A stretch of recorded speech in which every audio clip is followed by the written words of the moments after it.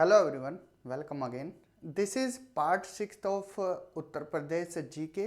Uttar Pradesh GK में हम सामान्य परिचय करा रहे थे.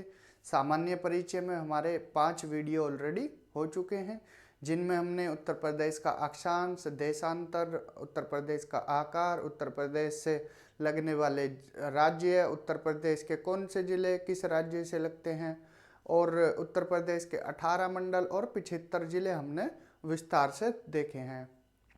आज हम कुछ इम्पोर्टेंट फैक्ट्स देखेंगे उत्तर प्रदेश के बारे में. तो उत्तर प्रदेश की बात की जाए तो उत्तर प्रदेश की अगर राजकीय भाषा पूछी जाए आपसे कि उत्तर प्रदेश की राजकीय भाषा क्या है, तो उत्तर प्रदेश की राजकीय भाषा डिक्लेयर किया गया हिंदी को कब? अक्टूबर 1947 में. डिक्लेरेशन कब हुई, मतलब इसकी घोषणा कब हुई? अक्टूबर 1947 में कि देवनागरी लिपि की भाषा हिंदी होगी. राजकीय भाषा क्या होगी? हिंदी, और लिपि क्या होगी? देवनागरी. डिक्लेरेशन कब हुआ? अक्टूबर 1947. कब हुआ? अक्टूबर 1947 में. तो इसको याद करना है, अक्टूबर 1947 में क्या हुआ? हिंदी को राजकीय भाषा की घोषणा हुई. लिपि कौन सी? देवनागरी लिपि. अगर बात की जाए कि सभी गवर्नमेंट ऑफिस में, जितने भी गवर्नमेंट ऑफिस हैं वहां पर इसको अनिवार्य कर दिया, कंपलसरी कर दिया. देखिए डिक्लेरेशन कब हुई? अक्टूबर 1947 में. कौन सी भाषा? हिंदी भाषा. लिपि देवनागरी. लेकिन उसको सभी ऑफिस, गवर्नमेंट ऑफिस में अनिवार्य कब किया गया? इस तरह से भी सवाल आ सकता है. तो उसको अनिवार्य किया गया 26 जून 1968 से. कितने साल लग गए यहाँ पर? 21 साल लग गए थे, ठीक है, अनिवार्य करने में. तो याद रखना है 26 जून 1968 को इसको क्या किया गया? अनिवार्य किया गया. कब किया गया? जून 1968 में, 26 जून 1968 में. अगर बात की जाए डिक्लेरेशन की तो अक्टूबर 1947, और इसको अनिवार्य कब किया गया? सभी गवर्नमेंट ऑफिस में इसको किया गया 26 जून 1968 में, 21 साल बाद.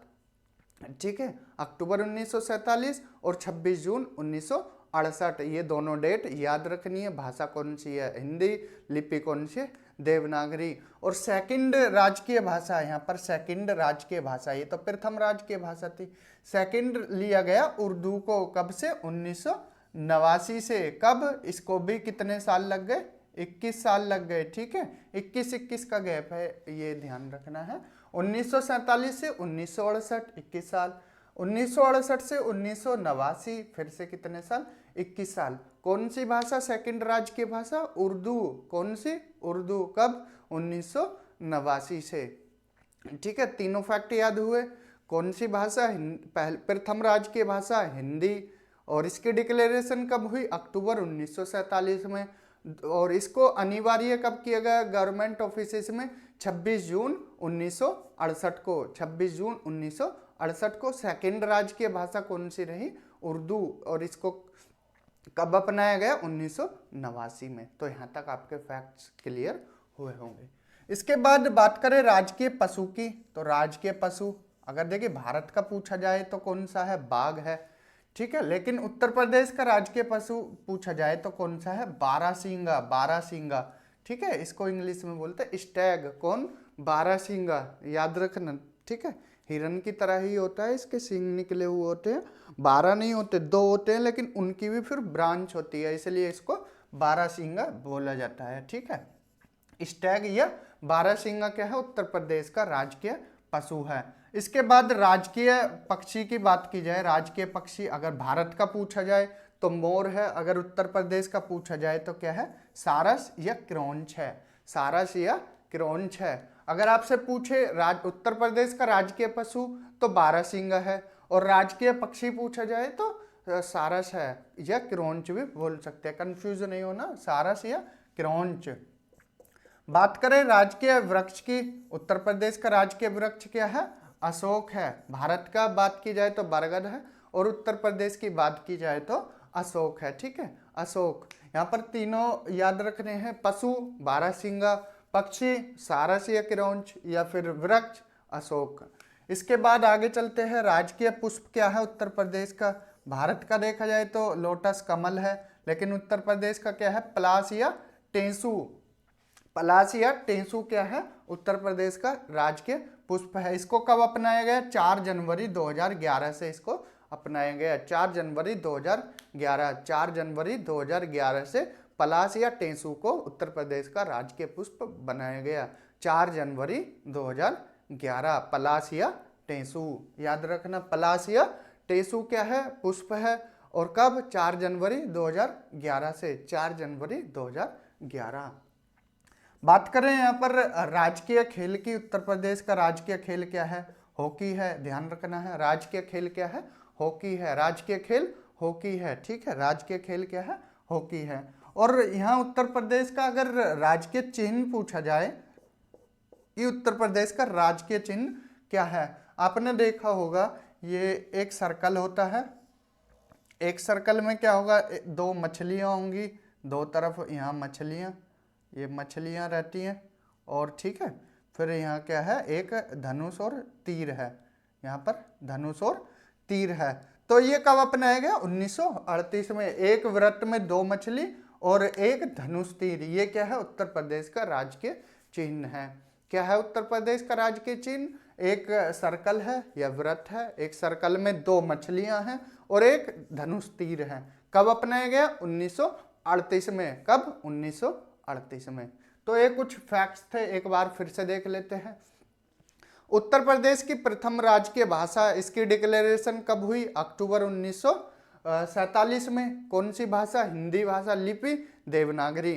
तो याद रखना, अक्टूबर 1947 में। लेकिन सभी ऑफिस में इसको अनिवार्य कब किया गया, 26 जून 1968 को।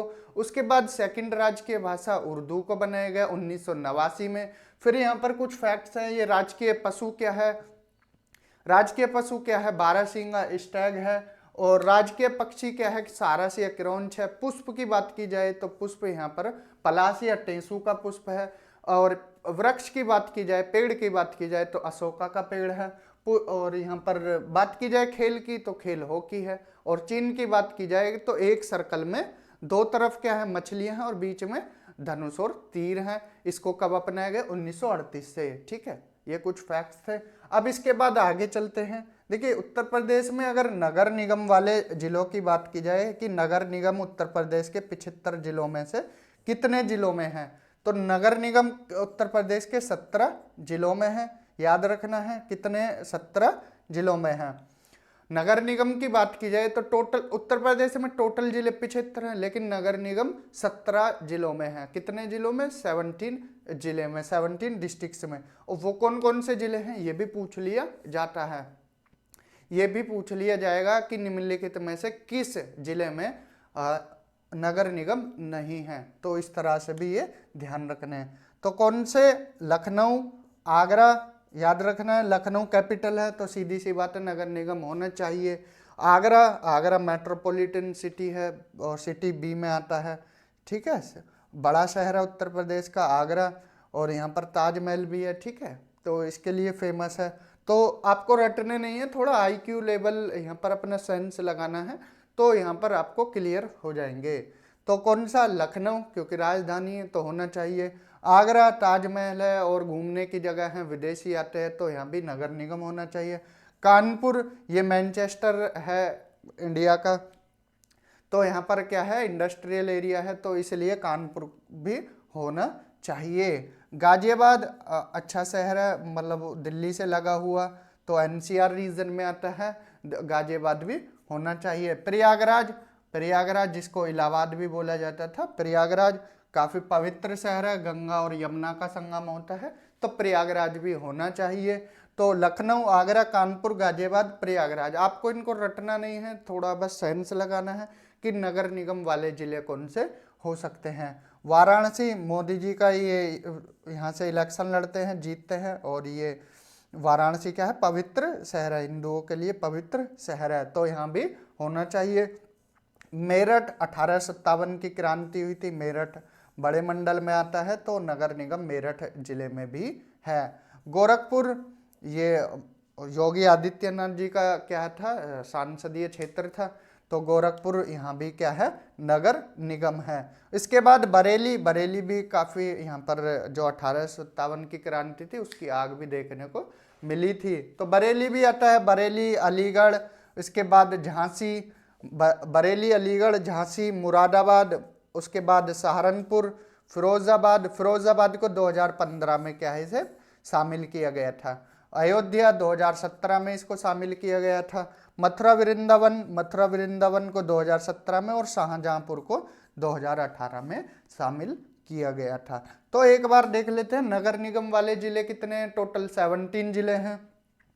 कौन कौन से? लखनऊ, आगरा, कानपुर, गाजियाबाद, प्रयागराज, वाराणसी, मेरठ, गोरखपुर, बरेली, अलीगढ़, झांसी, मुरादाबाद, सहारनपुर, और जो 4 नए जुड़े हैं फिरोजाबाद, अयोध्या, मथुरा वृंदावन और शाहजहांपुर। तो ये क्लियर हुए 17। इनको आप एक बार रिपीट करना, क्लियर हो जाएंगे आपको। कुछ बड़े बड़े यहाँ पर जिले हैं वो आने चाहिए नगर निगम में, कुछ छोटे छोटे हैं, और कुछ 4 मिलाए गए हैं, अयोध्या, मथुरा वृंदावन और शाहजहांपुर और फिरोजाबाद। इन 4 को भी ध्यान रखना। ये क्या है, फिरोजाबाद को 2015 में, अयोध्या को 2017 में, मथुरा वृंदावन को 2017 में और शाहजहांपुर को 2018 में नगर निगम में शामिल किया गया। तो ये फैक्ट्स क्लियर हुए होंगे आपको, कौन सी राजकीय भाषा है, कौन सा पुष्प है, कितने जिले नगर निगम में आते हैं। अब आगे मूव करते हैं। यहाँ पर एनसीआर, ठीक है, एनसीआर में शामिल उत्तर प्रदेश के कितने जिले हैं। देखिए एनसीआर क्षेत्र जो दिल्ली से लगा हुआ है, नेशनल जो कैपिटल है हमारी, उससे लगे हुए उत्तर प्रदेश, मतलब एनसीआर रीजन में कितने जिले आते हैं उत्तर प्रदेश के। ठीक है, बाउंड्री शेयर नहीं करते, ये एनसीआर रीजन में आते हैं। कितने जिले? 8 जिले। ठीक है, कितने जिले? 8 जिले। कौन कौन से जिले हैं वो? यहाँ पर मेरठ है, गाजियाबाद है, बुलंदशहर है, गौतम बुद्ध नगर है, हापुड़ है, बागपत है, मुजफ्फरनगर है और शामली है। अब इसको आप रटने बैठोगे तो रटना नहीं है। क्या आपको हमने मंडल पढ़ाए थे, जिले पढ़ाए थे। मेरठ मंडल याद है आपको? मेरठ मंडल में कितने जिले आते थे? 6। कौन कौन से? खुद मेरठ आता था, गाजियाबाद आता था, बुलंदशहर आता था, गौतम बुद्ध नगर आता था, हापुड़ आता था और बागपत आता था। तो ऐसे याद रखना, मेरठ मंडल के 6 के 6 जिले और मुजफ्फरनगर, शामली। कौन से? मुजफ्फरनगर और शामली कौन से मंडल में आते हैं? सहारनपुर मंडल में। अब 4 जिलों को और ऐड करने की बात हो रही है उत्तर प्रदेश के, वो कौन कौन से हैं? यहाँ पर अलीगढ़, हाथरस, सहारनपुर, इनको भी यहाँ पर, और मथुरा, इनको क्या है ऐड करने की बात हो रही है। अभी ऐड हुए नहीं है, तो अभी 8 ही हैं। कौन कौन से हैं? मेरठ, गाजियाबाद, बुलंदशहर, गौतम बुद्ध नगर, हापुड़, बागपत और मुजफ्फरनगर और शामली। तो 6 तो मेरठ मंडल के हो गए, मुजफ्फरनगर और शामली हैं। ठीक है, 5 नए जिले अगर पूछा जाए कौन से बने उत्तर प्रदेश के, तो 5 नए जिले बने हैं। कासगंज 2008 में बना था, किससे? एटा से निकलकर। कासगंज कब बना? 2008 में। किससे अलग हुआ ये? एटा से। एटा से अलग होकर कासगंज बना 2008 में। संभल कब? 2011 में। संभल कब बना? 2011 में। हापुड़ ये गाजियाबाद से निकला कब? 2011 में। शामली ये कब? 2011 में। अमेठी ये 2013 में। तो 5 नए जिले कौन से हैं? कासगंज, संभल, हापुड़, शामली, अमेठी। कासगंज, संभल, हापुड़, शामली, अमेठी। कासगंज 2008, संभल 2011, हापुड़ 2011, शामली 2011, अमेठी 2013। तो ये नए 5 जिले हैं।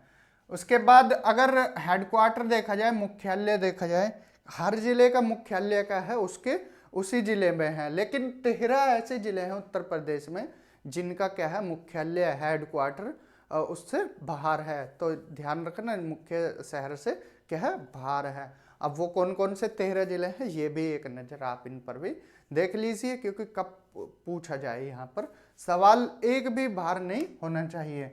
तो अमेठी, अमेठी का मुख्यालय कहाँ है? गौरीगंज में। कहाँ पर? अमेठी का मुख्यालय गौरीगंज। संत कबीर नगर का मुख्यालय कहाँ है? खलीलाबाद। संत कबीर नगर का खलीलाबाद। गौतम बुद्ध नगर का नोएडा। गौतम बुद्ध नगर कहाँ है? नोएडा। कौशाम्बी का मंजनपुर, मंजनपुर। भदोई, भदोई का कहाँ है? ज्ञानपुर में, ज्ञानपुर। अंबेडकर नगर का अकबरपुर। अंबेडकर नगर कहाँ है? अकबरपुर। कुशीनगर का कहाँ है? पडरौना, पडरौना। कानपुर देहात का अकबरपुर माटी, अकबरपुर माती कानपुर देहात का, सिद्धार्थनगर का नौगढ़, सिद्धार्थनगर का नौगढ़, सोनभद्र का रॉबर्ट्सगंज, सोनभद्र का रॉबर्ट्सगंज, जालौन का उरई, जालौन का कहाँ है उरई, और फर्रुखाबाद का Fatehgarh, and last one is Sambhal का पवासा, संभल का पवासा। तो एक बार फिर से इनको देख लेते हैं। अमेठी गोरीगंज, संत कबीर नगर खलीलाबाद, गौतम बुद्ध नगर नोएडा, कौशाम्बी मंजनपुर, भदोई ज्ञानपुर, अंबेडकर नगर अकबरपुर, कुशीनगर पडरौना, कानपुर देहात अकबरपुर माती, सिद्धार्थ नगर नौगढ़, सोनभद्र रॉबर्ट्सगंज, जालौन उरई, फर्रुखाबाद फतेहगढ़, और लास्ट वन इज संभल पवासा। ठीक है, ये क्या थे, मुख्यालय से भिन्न वाले 13 जिले थे। ये क्या थे, नगर निगम वाले कितने जिले थे, 17 जिले थे। एनसीआर में कितने शामिल थे, 8 जिले थे। 5 नए जिले कौन कौन से बने, इनको भी देखो, कासगंज, संभल, हापुड़, शामली, अमेठी। और ये कुछ इंपॉर्टेंट फैक्ट थे। तो इस वीडियो में इतना ही, मिलते हैं अगली वीडियो में सामान्य परिचय के साथ। जो उत्तर प्रदेश के इंपॉर्टेंट फैक्ट्स थे उनको लेकर आएंगे। इस वीडियो में इतना ही। Thank you, have a good day.